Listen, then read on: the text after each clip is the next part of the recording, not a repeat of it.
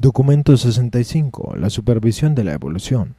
La vida material básica de la evolución, la vida anterior a la mente, es formulada por los controladores físicos decanos y el Ministerio de Implantación de Vida que ejercen los 7 espíritus rectores, juntamente con la administración activa de los portadores de vida ordenados. Como resultado de la función coordinada de esta creatividad de 3 componentes, se desarrolla la capacidad física del organismo para la mente, mecanismos materiales para la reacción inteligente a los estímulos ambientales externos, y después a los estímulos internos, las influencias que se originan en la mente misma del organismo. Existen, pues, 3 niveles distintos de producción y evolución de la vida. 1. El dominio físico energético, la producción de la capacidad mental. 2. La administración a la mente por los espíritus ayudantes con efecto a la capacidad espiritual.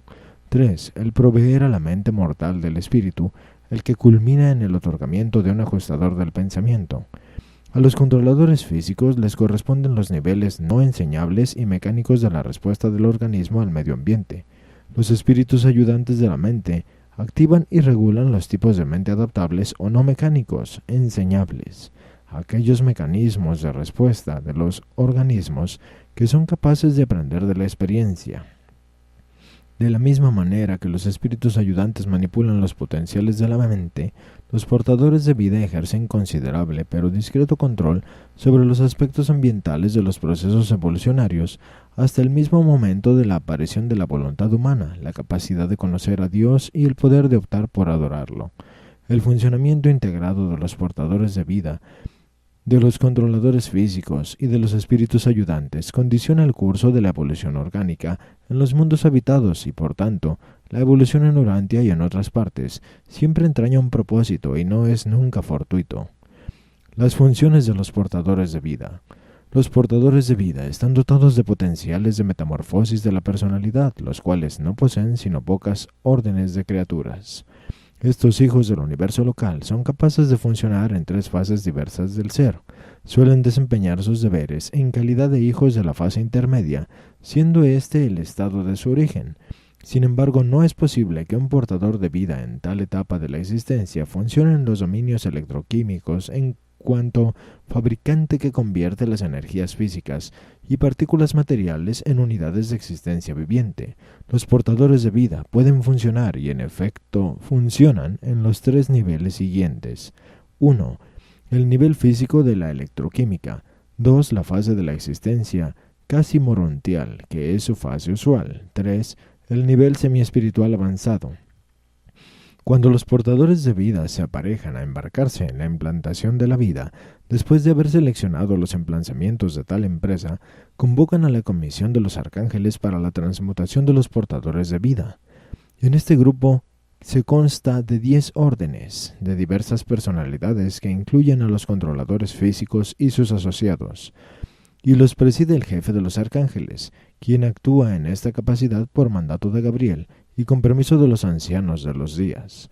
Cuando se disponen los circuitos de forma debida a estos entes, pueden efectuar en los portadores de vida modificaciones que les permitirán funcionar inmediatamente a los niveles físicos de la electroquímica. Después de formularse los modelos de vida y llevarse debidamente a término las organizaciones materiales, se activan sin tardanza las fuerzas supermateriales implicadas en la propagación de la vida, y entonces ya existe la vida. En este momento, a los portadores de vida se les restituye inmediatamente a su acostumbrada fase intermedia de existencia de la personalidad, en cuyo estado pueden manipular las unidades vivientes y guiar los organismos en evolución.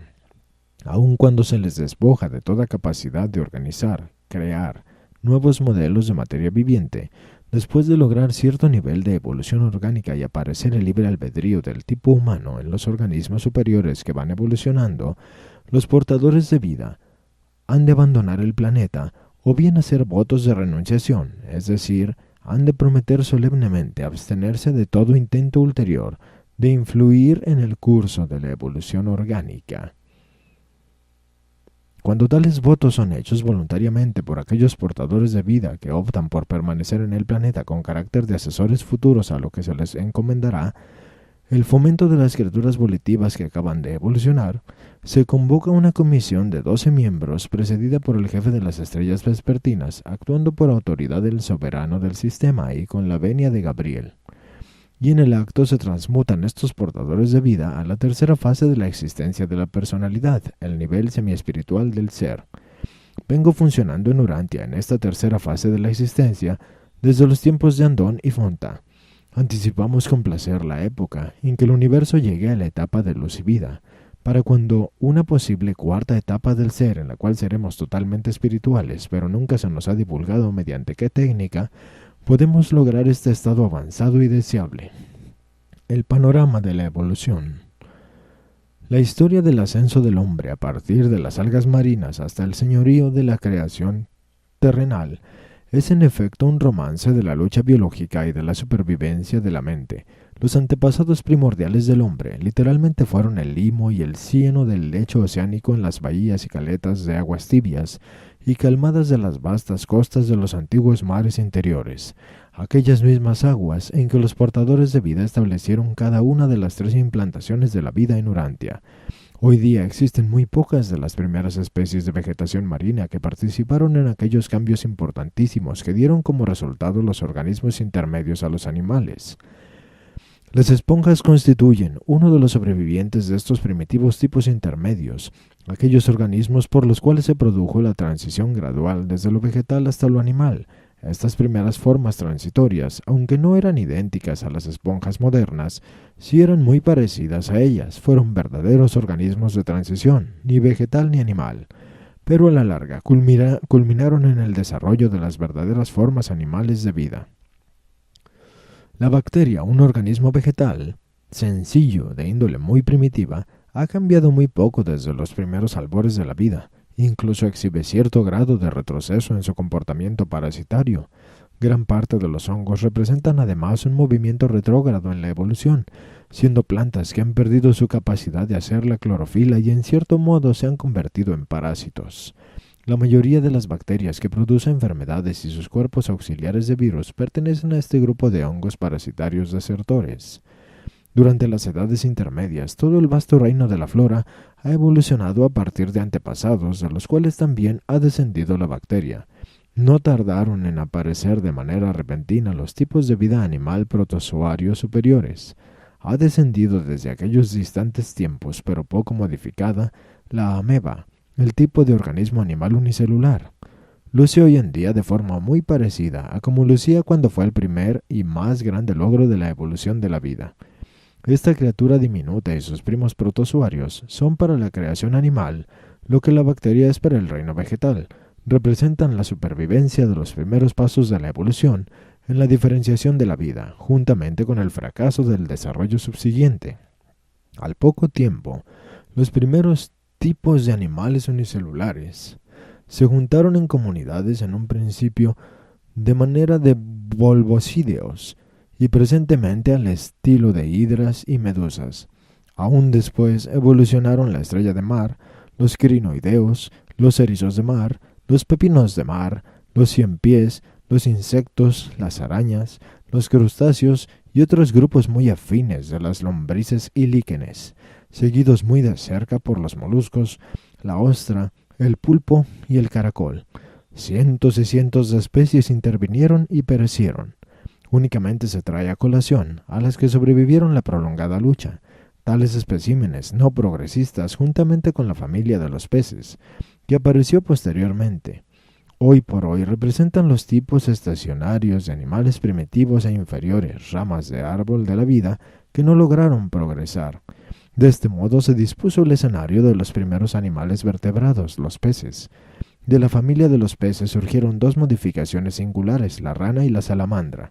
A partir de la rana comenzó aquella serie de diferenciaciones progresivas que culminó finalmente en el hombre mismo.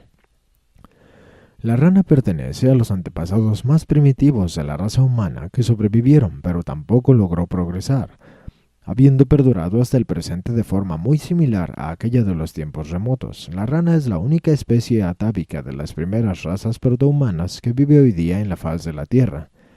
No sobrevive ahora ninguno de los antepasados de la raza humana entre la rana y el esquimal. Las ranas dieron origen a los reptiles, una gran familia animal que prácticamente quedó extinta, pero que antes de perecer dio origen a toda la familia de las aves y a numerosos órdenes de mamíferos. Probablemente el salto único más grande de toda la evolución anterior al ser humano se haya efectuado cuando el reptil llegó a ser ave. Los tipos de aves de hoy, águilas, patos, palomas y avestruces, todos descendieron de los enormes reptiles de hace mucho tiempo.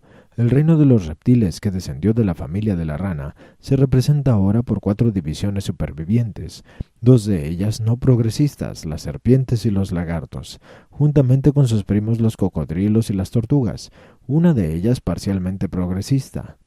La familia de las aves y la cuarta, los antepasados de los mamíferos y la línea directa de descendencia de la especie humana. Aunque extintos desde hace ya mucho, la mole de los reptiles produjo a su paso un eco en el elefante y el mastodonte. Y su forma particular se perpetuó en los canguros saltadores. Solo han aparecido en Urantia 14 phylums, siendo el de los peces el último, y no se ha desarrollado ninguna otra clase nueva después de las aves y los mamíferos. Los mamíferos placentarios nacieron súbitamente de un pequeño dinosaurio reptil ágil de hábitos carnívoros que contaba con un cerebro comparativamente grande. Estos mamíferos se desarrollaron a paso acelerado y de muchas formas diferentes.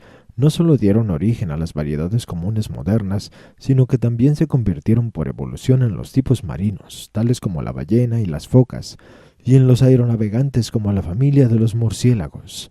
Desde este modo, el hombre evolucionó de los mamíferos superiores que derivaron primordialmente de la implantación occidental de la vida en los antiguos mares abrigados que corrían del este al oeste.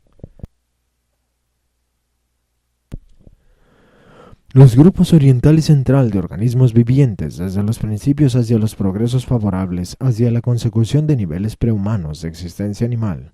Pero al pasar de las edades, el emplazamiento de la vida del foco oriental no logró alcanzar un nivel satisfactorio de condición de inteligencia prehumana, habiendo sufrido en repetidas ocasiones y de manera irreparable tales pérdidas de sus tipos superiores de plasma de germen, que se despojó para siempre de su capacidad de rehabilitar las potencialidades humanas.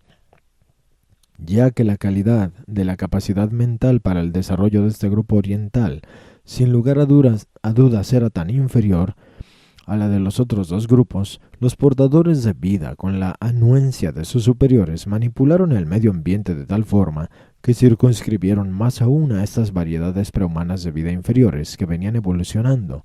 A simple vista, la eliminación de estos grupos inferiores de criaturas fue una casualidad, no obstante, en realidad fue enteramente adrede. Más adelante, en el desarrollo evolucionario de la inteligencia, los lémures antepasados de la especie humana iban a mucho más avanzados en Norteamérica que en otras regiones, y por lo tanto se indujeron a emigrar del ámbito de la implantación occidental de la vida por el puente terrestre de Bering a lo largo de la costa al sudoeste de Asia, donde continuaron evolucionando y beneficiándose por el aditamento de ciertas variedades de grupo central de la vida. Así el hombre evolucionó a partir de ciertas variedades occidentales y centrales de la vida, teniendo lugar esto, sin embargo, desde las regiones centrales hasta los encentros de Oriente. De este modo, la vida que se plantó en Urantia evolucionó hasta el periodo glacial, cuando el hombre mismo apareció por primera vez y comenzó en el planeta su carrera pletórica. Esta aparición del hombre primitivo en la Tierra durante el periodo glacial no fue pura casualidad, fue intencional. Los rigores y severidad climática de la era glacial se adaptaron en todos los aspectos para fomentar la producción de un tipo vigoroso de ser humano dotado de una capacidad tremenda para la supervivencia. El fomento de la evolución. Casi no será posible explicarle a la mente humana de hoy en día gran parte de los acontecimientos extraños y aparentemente grotescos del progreso evolucionario inicial. Un plan que suponía un propósito estaba funcionando durante toda esta evolución del viviente.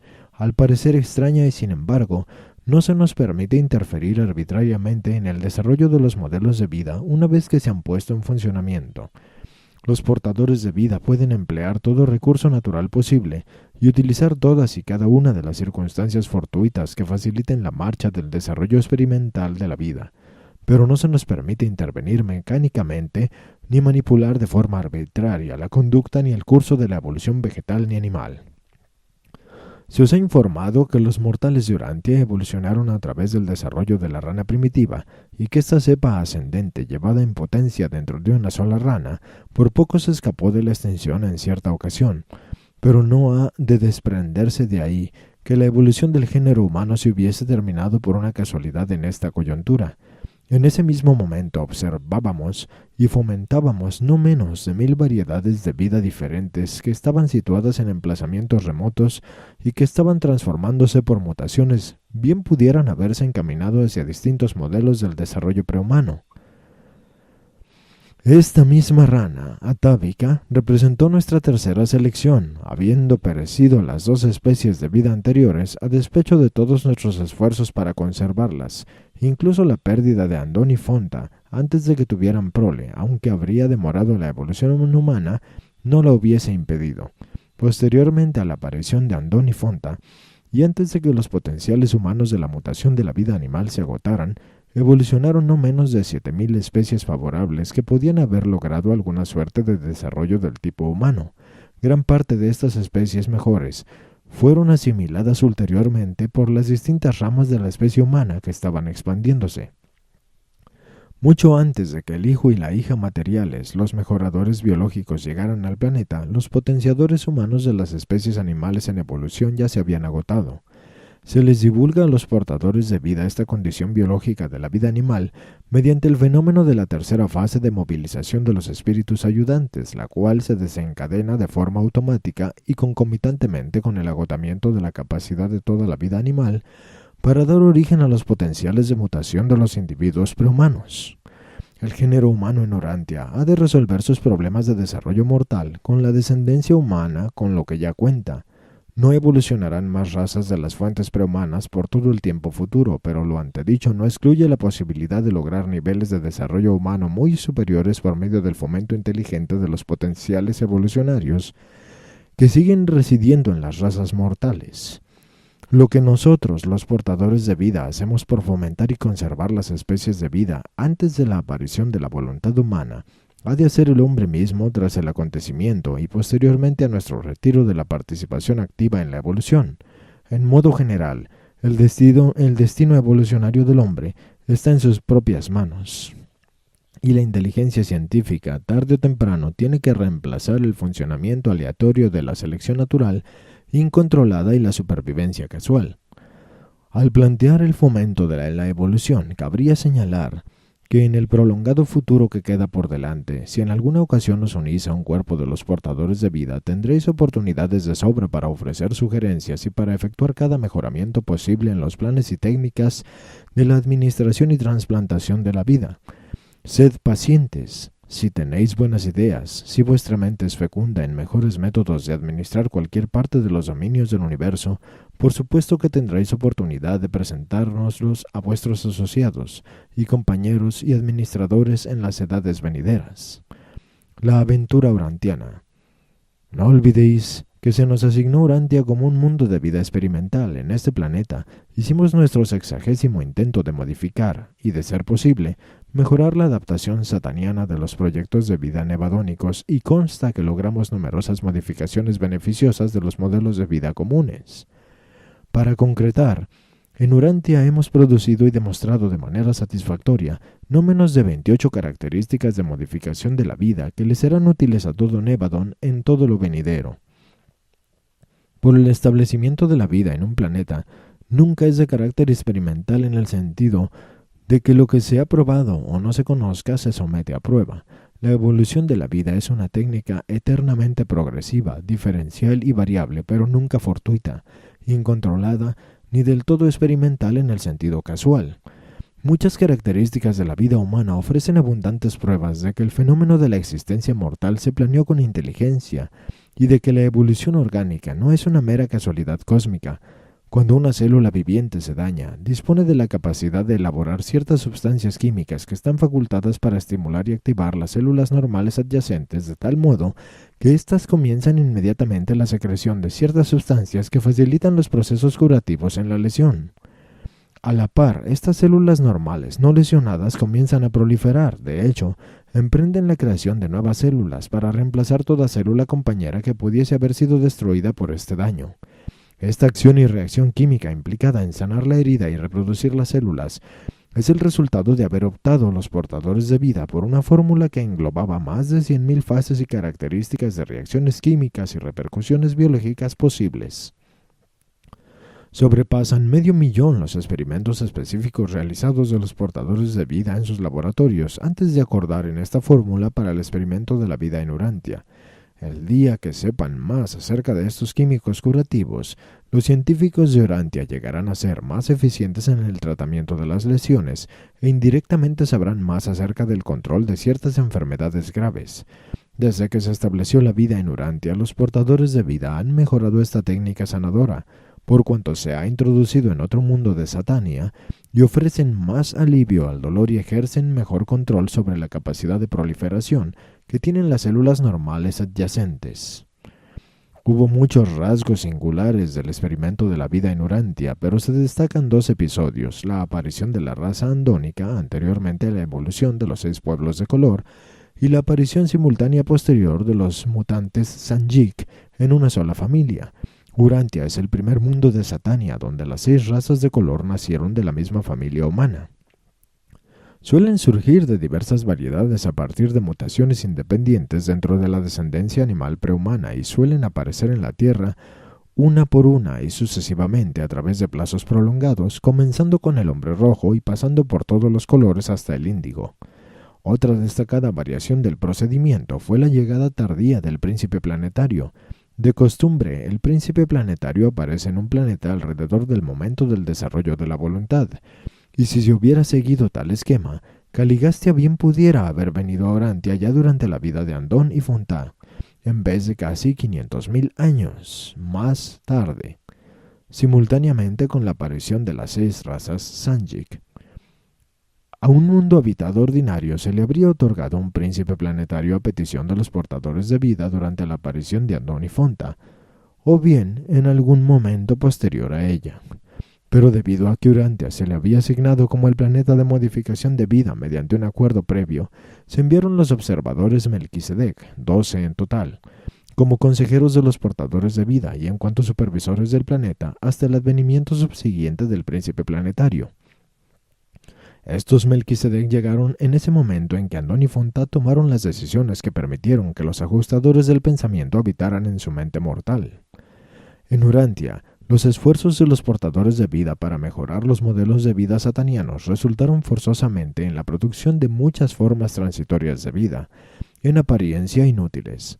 No obstante, los beneficios ya acumulados bastan para justificar las modificaciones urantianas de los conceptos de vida ordinarios. Pretendimos producir una manifestación temprana de la voluntad en la vida evolucionaria de Urantia y lo logramos. De ordinario, la voluntad no surge hasta mucho tiempo después de la aparición de las razas de color y suele darse por primera vez entre los tipos superiores del hombre rojo. Vuestro mundo es el único planeta de Satania donde el tipo humano de voluntad ha aparecido en una raza anterior a las de color. Pero al esforzarnos por disponer aquella combinación y asociación de factores hereditarios que a la postre darían lugar a los antepasados mamíferos de la raza humana, nos vimos en la necesidad de permitir que se produjeran cientos de miles de otras combinaciones y asociaciones de factores hereditarios comparativamente inútiles. Al remontaros al pasado del planeta, seguramente os tropezaréis con gran parte de estos subproductos de nuestros esfuerzos, productos que os parecerán extraños. Bien comprendo lo enigmático que algunas de estas cosas le resultan a la limitada perspectiva de los humanos. Las vicisitudes de la evolución de la vida. Los portadores de vida, mucho nos apenamos por el hecho de que nuestros esfuerzos para modificar la vida inteligente en Urantia se hubiesen entorpecido tanto debido a las depravaciones fuera de nuestro control, la traición de Caligastia y la falta de Adán. Pero a través de esta aventura biológica, nuestra mayor decepción surgió de la reversión de cierta flora primitiva hasta niveles de bacteria parasitaria anteriores a la clorofila en escala tan grande y de manera tan inesperada. Esta eventualidad en la evolución de la flora ocasionó muchas enfermedades aflictivas en los mamíferos superiores, sobre todo en la especie humana más vulnerable. Al enfrentarnos con esta situación que nos causaba perplejidad, dimos por descontadas, en cierto modo, las dificultades implícitas, pues sabíamos que el mestizaje subsiguiente del plasma vital adánico reforzaría la capacidad de resistencia de la raza mestiza resultante, de tal forma que vendría a inmunizarla de todas las enfermedades producidas por el tipo de organismo vegetal. Pero nuestras esperanzas estaban destinadas a la decepción, debido a la calamidad de la contumación adánica. El universo de los universos, incluyendo este pequeño mundo llamado Urantia, no se administra simplemente de acuerdo con el beneplácito ni con la conveniencia nuestra, ni mucho menos conforme a nuestros caprichos o la satisfacción de nuestra curiosidad.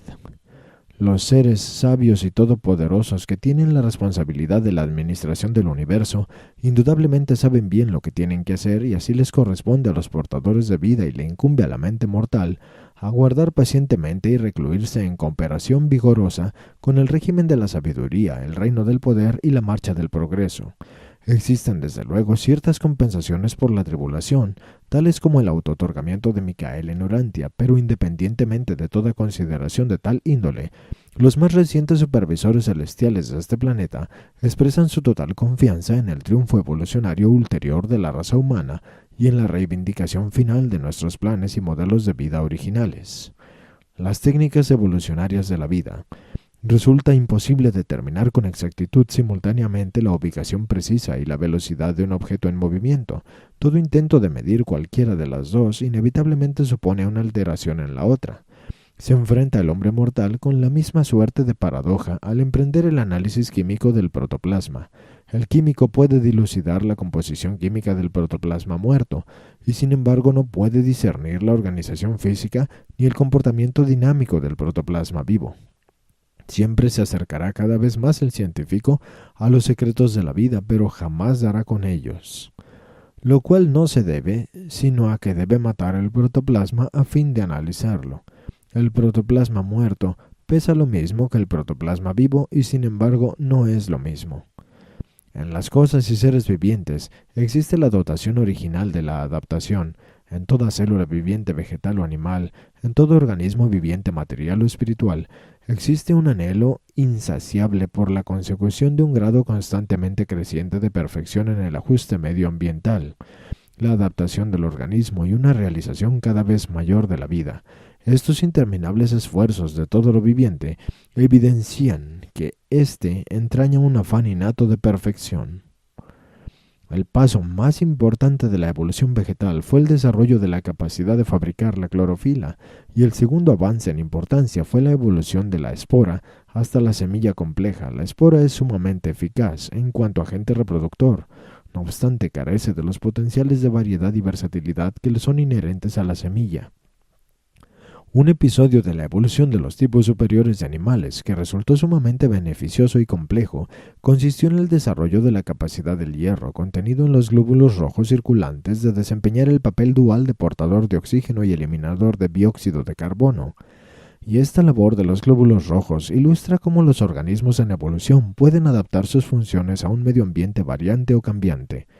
Los animales superiores, el hombre inclusive, oxigenan sus tejidos mediante la acción del hierro contenido en los glóbulos rojos de la sangre, la cual lleva oxígeno a las células vivientes y de forma tan eficaz a éstas les quita el dióxido de carbono. Otros metales, sin embargo, se pueden adaptar para servir al mismo propósito. La sepia emplea el cobre para esta función y la asidia se vale del vanadio. Se esclarece la continuación de tales ajustes biológicos por la evolución de los dientes en los mamíferos superiores urantianos. Estos ascendieron a 36 en los antepasados remotos del hombre y después iniciaron un reajuste de adaptación hacia los 32 en el hombre de los albores y sus parientes cercanos. Hoy por hoy la especie humana tiende hacia los 28. El proceso de la evolución sigue progresando activamente por adaptaciones en este planeta. Pero muchos ajustes de los organismos vivientes aparentemente misteriosos son de carácter puramente químico, del todo físico. En cualquier momento existe en la corriente sanguínea de cualquier ser humano la posibilidad de exceder 15 millones de reacciones químicas con las hormonas producidas por una docena de glándulas endócrinas.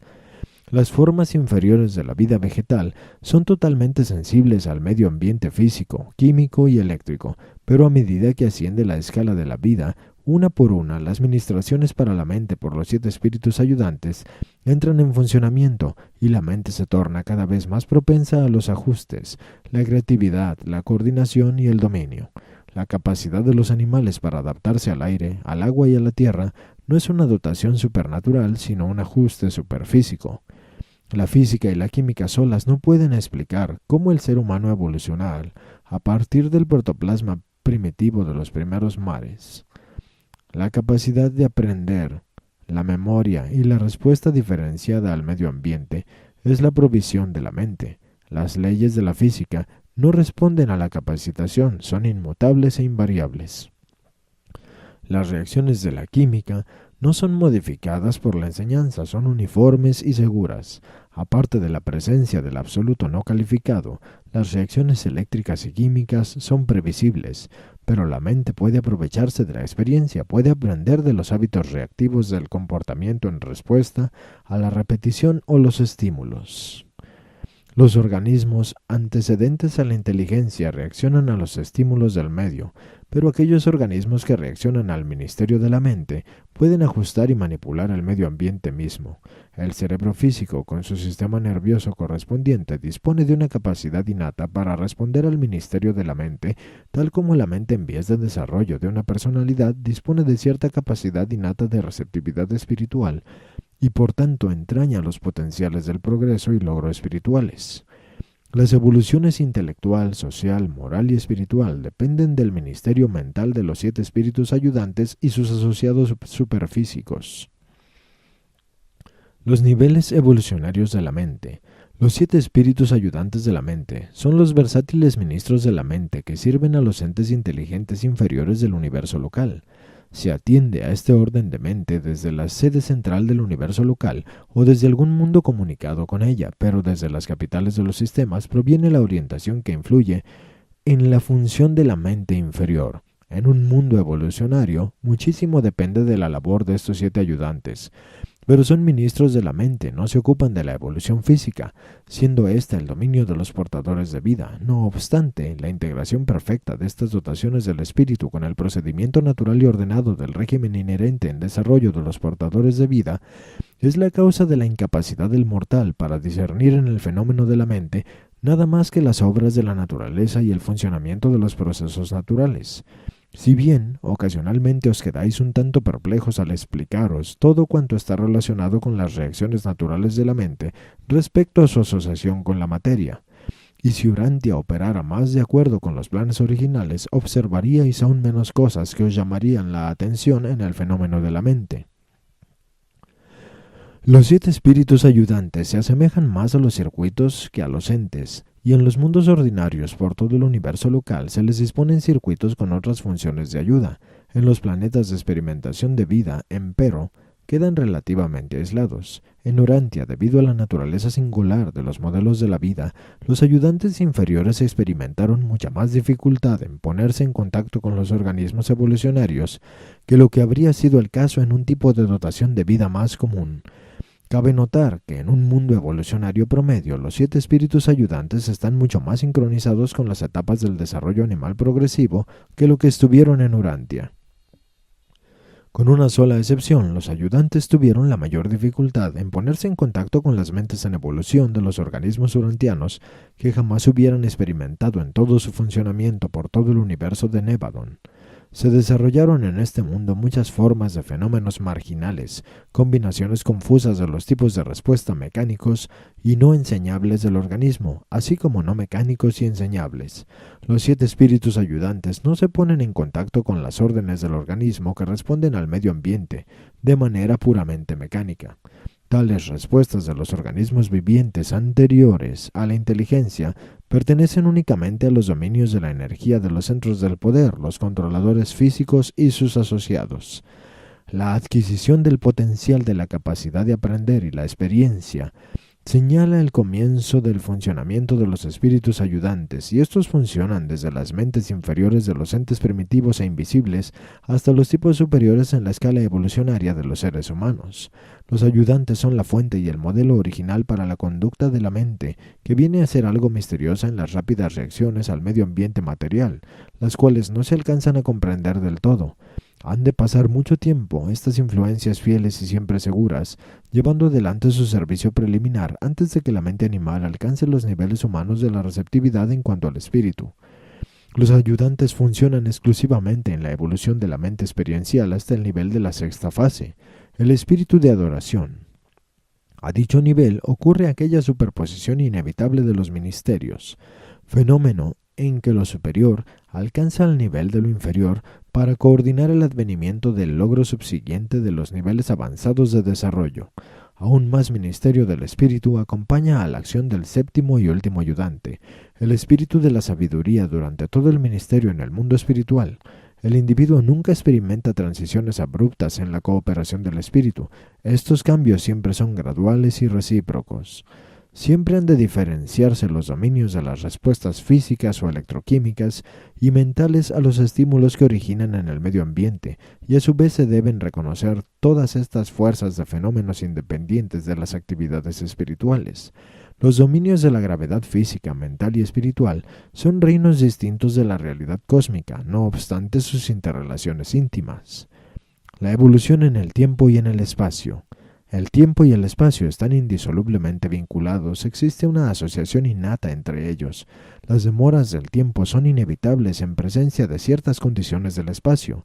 Si la prolongada tardanza en efectuar los cambios evolucionarios del desarrollo de la vida os ocasiona perplejidad, procedo a señalar que no podemos cronometrar el proceso vital para desarrollarse a paso más acelerado que lo que permiten las metamorfosis físicas del planeta. Tenemos que aguardar el desarrollo físico y natural de un planeta. No disponemos de control alguno sobre la evolución geológica.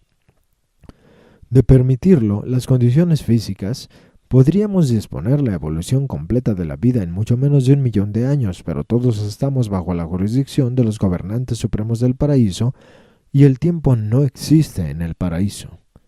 El criterio del individuo para medir el tiempo es la duración de su vida.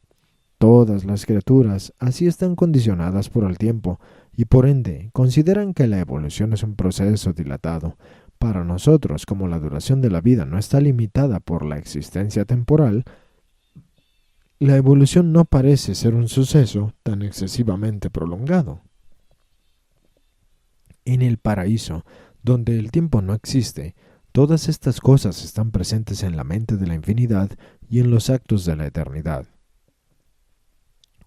Tal como la evolución de la mente depende y se demora por el desarrollo lento de las condiciones físicas, asimismo el progreso espiritual depende de la expansión mental, y el retraso mental lo retarda indefectiblemente. Pero lo anterior no supone que la evolución espiritual dependa de la enseñanza, la cultura y la sabiduría. El alma puede evolucionar a pesar de la cultura mental, pero no sin la capacidad mental y el deseo. La elección de la supervivencia y la decisión de lograr la perfección en creciente escala de hacer la voluntad del Padre Celestial.